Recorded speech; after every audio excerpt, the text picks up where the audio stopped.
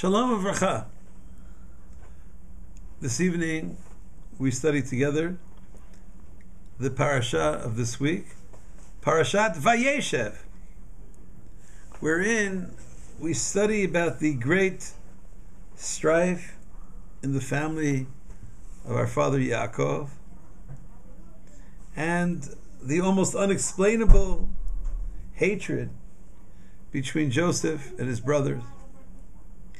I'd like to focus on one sentence about the brothers' hatred and jealousy, where we read at the beginning of the Torah section of this week, Vayiru Ehav ki oto ahav avihem mikol ahav vayisneu oto. When the brothers realized that Yaakov favored Yosef over all the rest of the brothers, they really hated him. Vayisneu oto. And then the Torah adds 4 words, and these 4 words are the focus of our study this evening. V'lo yachlu dabero l'shalom. And they were unable to speak words of peace with Yosef. It means that whenever they spoke to Yosef, they verbalized the fact, or they at least reflected their inner feelings. V'lo yachlu dabero l'shalom. They couldn't speak peacefully to their brother Yosef. They called a spade a spade. They didn't like him, they told him they didn't like him. Or they acted in a way that indicated such. So the rabbis have a fascinating take on this. Rashi quotes part of the rabbinic teaching. V'lo yachlu dabero l'shalom. They were unable to speak to him peaceably. Mitoch ginutam lamadnu shivham. This text seems to be speaking in a derogatory fashion about the brothers. They hated their own brother. But in the midst of speaking about their negative qualities, we at least see some redeeming value even in what they did. There's the silver lining in this very dark cloud. Why? Shelo diberu ahat bapeh v'ahat balev. For they were not false. They were not hypocritical in the way they presented themselves. They didn't have one series of activities that were reflected through that which they said, and another series of feelings which they had in their heart. They were not achat bapeh v'achat balev. They were straight. That which they felt in their heart. V'lo yachlu dabero l'shalom. If they hated him, they told him they hated him. They acted in that way. Are you allowed to do that? It says in the Torah, Lo tisna et achicha bilvavecha. What does that mean? Okay, but if you're not allowed in bilvavecha, so you're allowed in your words? I'm not saying you're allowed in your words. No, yeah? No, because the end of that pasuk in the book of Vayikra is, don't hate your brother in your heart. Criticize him. Speak to him. Tell him what he's doing wrong. So it could be that it's much worse to just harbor the hatred inside. Just to feel like inside I hate him and pretend as if you love him. That's exactly what that sentence means. So mitoch ginutam, although we are speaking about the negative side of the brothers, there was something positive about them also. Lo yachlu dabero l'shalom. So I once suggested that maybe, the word lave is the heart. The peh is, of course, the mouth. The rabbis say a person should try that the mouth and the heart should work together. That which you say should be somewhat connected to that which you're really feeling. And although I'm very far from being any kind of expert in dentistry, I think that the average mouth has 32 teeth. So the number 32 is the numerical equivalent of lave. So maybe you have to have your lave in your mouth. You have to have 32 teeth that reflect that which... my father's a rabbi. I'm allowed poetic, rabbinic. My father, of blessed memory. So if you don't like the teaching, it's fine. But maybe you need a lave in your mouth also. You need lave and lave. You need to make sure that it's not a chat bapeh, but chat balev.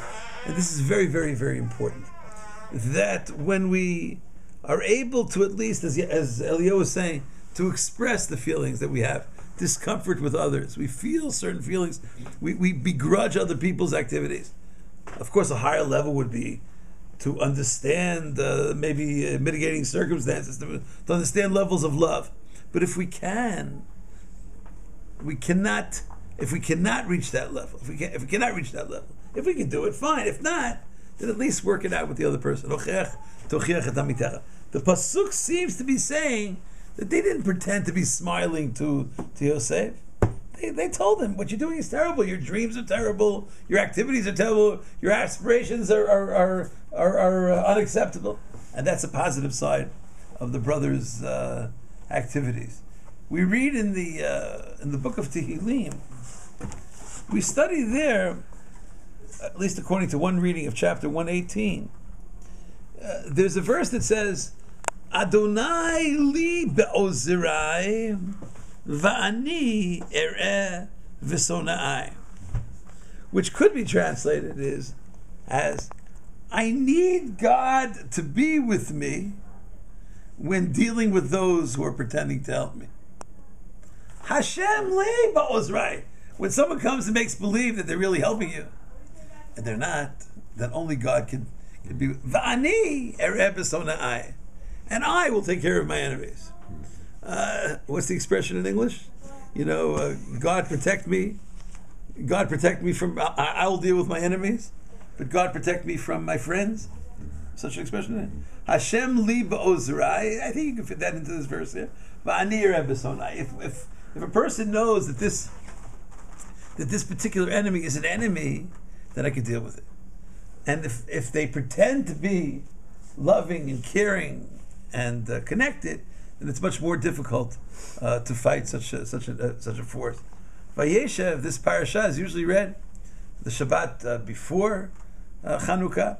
One of the difficulties of Chanukah is that maybe they did not have, the enemy of Chanukah did not have the openness of the brothers of Joseph.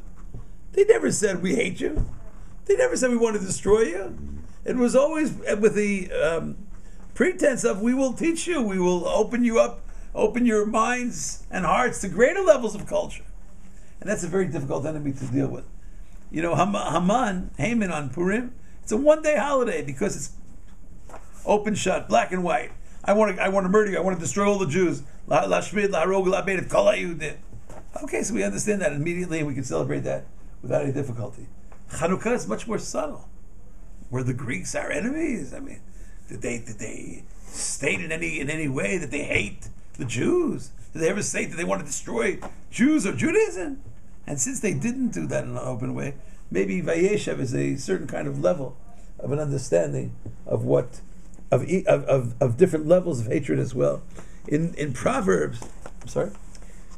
The saying in English is, with friends like these, who needs enemies? Right. That's the point. So Hashem, help me with my friends' enemies. That's correct. The open enemy. That's correct. And I think that's what we're saying here about the brothers. They were open enemies, and open enemies at least one can deal with. They can identify There's a text. There are two texts in the 27th chapter of Proverbs, which may be related to our section as well, where it says something along the lines of Ne'emanim pitz'ei ohev, v'na'atarot nishikot soneh, which is preceded by the verse which reads, Tova tochachat megula me'ahava mesuteret. What book is this? This is Mishlei. When someone comes and openly rebukes tells you that they're doing something wrong. Most people don't really enjoy hearing of criticism. But if it's coming from love, open rebuke is good if it stems from love. But even wounds sustained as a result of someone who loves you is much greater than kisses of enemies who are pretending to love you when they're really not. May we be able to identify the true sources of love and the true sources of hatred. May all of those who are not yet on the level of loving Am Yisrael, or loving each other, may that turn around this very week in the course of the study of the Tikkun of Parashat Vayeshev. And let us remember that even in the negative message of the brothers, there is a positive value. May we learn to speak to each other and thereby work out the differences. between us. Thank you so much for listening. Shalom. Right.